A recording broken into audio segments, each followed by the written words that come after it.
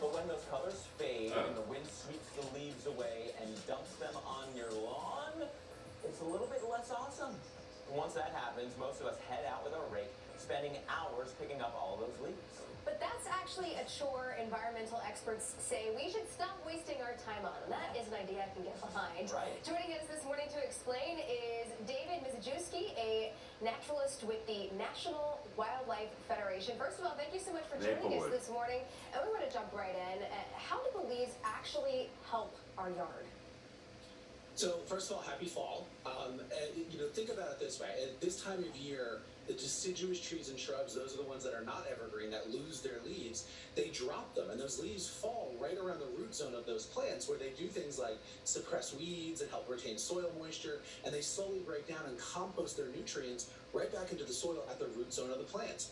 Sounds an awful lot like mulch and fertilizer. So the idea here that the National Wildlife Federation is trying to get people to think about is keep those resources on your property. We've kind of been trained to spend all of our weekends in the fall with the rake and the leaf blower bagging these things up and throwing them away when we could be keeping them right on our property. And so I totally hear you. Let's say you've got a little bit of a wooded lot. You should leave those leaves right underneath the trees. But what happens when you have an HOA or you have, your otherwise lush green lawn and the leaves are covering up all your grass? Will that kill your grass? What do you do with the leaves then? Absolutely, yeah. A thick layer of leaves over top of your lawn will kill it. And what I have to say to that is that that's a good thing.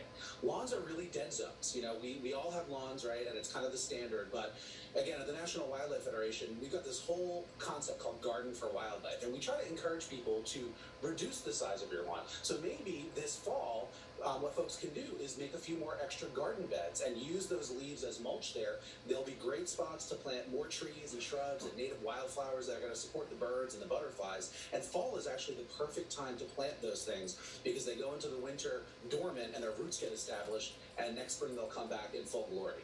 I love that, although I think it's a tough sell for a lot of people that love. What about just mulching them up with the lawnmower and then still leaving the pieces in the lawn? Can that help instead of bagging them and taking them away? Yeah, that's certainly something that you can do. Keeping them whole, though, is actually really important if you want to support the birds and the butterflies. Some 94% of our moths, which are the cousins of butterflies, rely on the leaf layer to overwinter or spend some part of their life cycle. And if you keep in mind that most of our birds, our backyard birds, 96% of them rely on those moth caterpillars next spring as the main food source for their babies, you begin to see how this is all connected. And that's the whole idea behind the National Wildlife Federation's Garden for Wildlife, is that we live in an ecosystem. So if you keep some of those leaves, you'll be supporting the moths and lots of other wildlife, including those songbirds that everybody loves. And the other big thing about bagging those leaves and getting rid of them is when they go to the landfill, they sit in that landfill and they break down and they produce methane, which is a potent greenhouse gas causing global climate change. So there's lots of reasons, if you want to be a little bit more sustainable, to keep at least some of those leaves on your property. Try to keep them whole. If you want to compost them or mulch them with a mower over your lawn, that's okay too. But the more you can keep them whole as mulch in your garden beds, the better. I think a lot of people are a little bit less informed on the first point you were making, that the leaves themselves are part of the ecosystem and act like the best mulch. Instead of buying more wood chips and putting those down, you already have that leaf layer. That actually, can you explain a little bit more about that, how that affects the soils and protects the soils from washing away, or protects the pH of the soils, that all of this is connected for the soil health as well? For sure. I mean, again, just think about it. This is what happens in nature. The trees lose their leaves, they fall right on the root zone, and they form that natural mulch. So if you want to garden or maintain your own piece of the earth, right, your own yard or garden space, in the most natural way, you want to try to mimic that. And absolutely, that leaf layer is an entire ecosystem unto itself.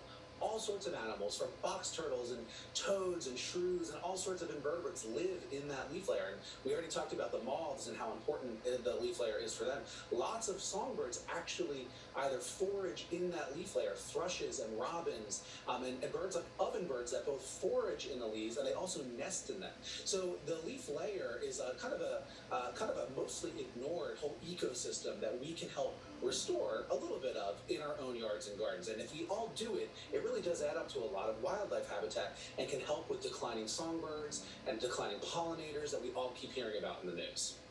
Well, giving us all an excuse to mark that off our chore list for today. David Mizejewski, thank you so much for joining us this morning. Great information there.